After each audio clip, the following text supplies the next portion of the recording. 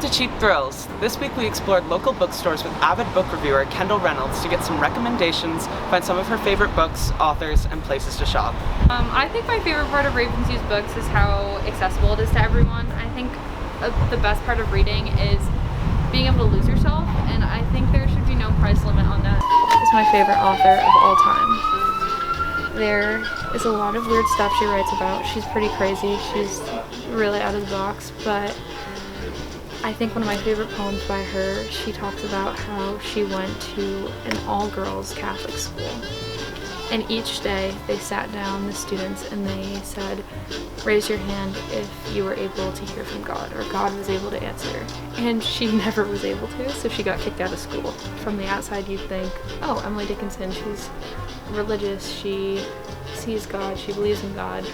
Something she really, it speaks to her, but she's actually making fun of it. She's actually connecting her beliefs to nature and birds and song and not God. So I would highly recommend Emily Dickinson.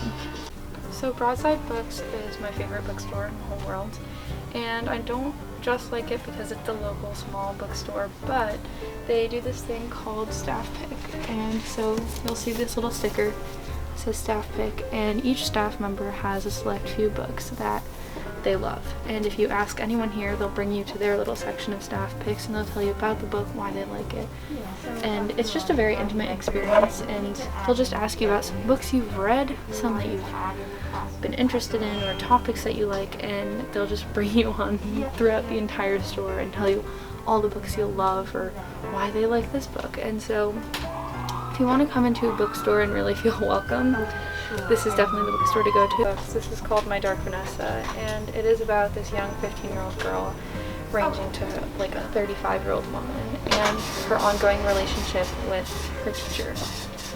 And in the beginning it's very dark and very twisted and kind of scary, but it's a journey of her growth and realization, and I think a lot of people can learn from this book. Not about necessarily what it's about, but the thought. It's very thought-provoking, and it's a very, very good book.